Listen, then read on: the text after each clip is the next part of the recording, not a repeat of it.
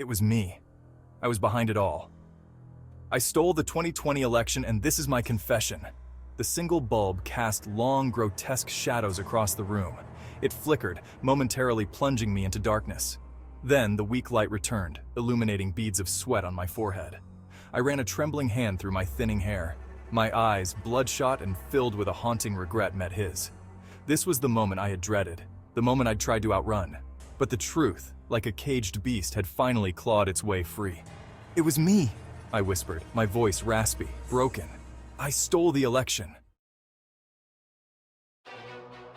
My name doesn't matter, but I was a high-ranking official in the government, with the highest of security clearances.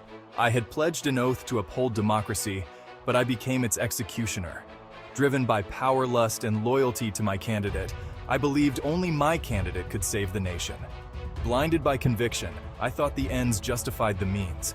I spoke of backroom deals, promises whispered and threats implied. Consumed by ambition, certain of my righteousness, I sacrificed everything: integrity, career, freedom. I became what I swore to fight against, a puppet master manipulating democracy. My methods were disturbingly sophisticated, a testament to the fragility of modern elections.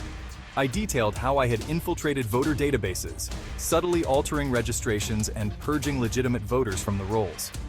I spoke of phantom voters, conjured from thin air, their ballots cast in the dead of night. The sheer scale of the operation was staggering, a testament to the meticulous planning and cold-blooded efficiency with which it had been executed. Then came the mail-in ballots. Millions of them, forged, filled out and fed into the system. I described the operation, the printing presses working overtime, the army of accomplices I recruited to sign fake names, the sheer audacity of it all. My words tumbled out, a torrent of guilt and self-loathing.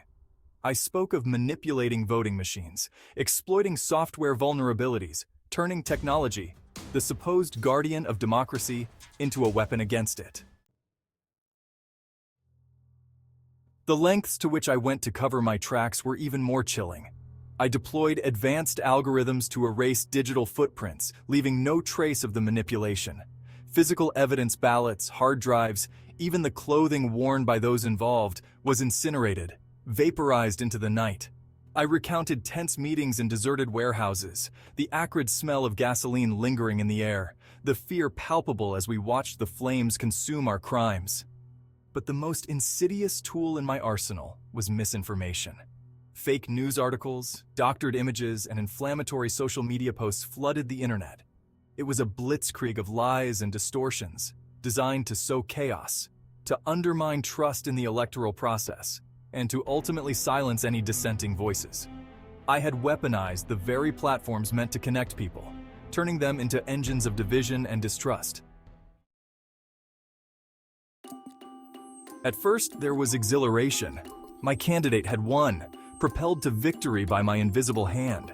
But the victory felt hollow, the applause echoing in the vast emptiness I had created within myself. Then came the doubt, the whispers, the gnawing suspicion that I hadn't been as clean as I thought. Journalists began asking uncomfortable questions, their investigations uncovering inconsistencies, statistical anomalies, whispers of a conspiracy. The walls were closing in, the weight of my actions pressing down on me with suffocating force. Sleep became impossible, haunted by nightmares of my deception being exposed. I became a prisoner of my own making, trapped in a gilded cage of paranoia and fear. The man who had sought to control everything was now myself controlled, a puppet to my own guilt. That night, in that dimly lit room, I finally broke. The guilt, the fear, the sheer weight of my betrayal had become too much to bear. I confessed everything, pouring out my soul in a torrent of remorse and self-recrimination. My confession, a gut-wrenching testament to the fragility of democracy, sent shockwaves through the nation. My actions were a stark reminder that the very foundation of our society, the right to choose our leaders, is built on trust, a trust that I had so ruthlessly violated. My story is a cautionary tale, a stark reminder that democracy is not a spectator sport. It requires vigilance, participation, and an unwavering commitment to truth. We must be guardians of our own elections, demanding transparency, accountability, and unwavering integrity from those entrusted with their administration. Let my confession be a wake-up call, a spur to action for all who cherish the ideals of a free and fair society. For in the words of John Adams, our Constitution was made only for a moral and religious people. It is wholly inadequate to the government of any other.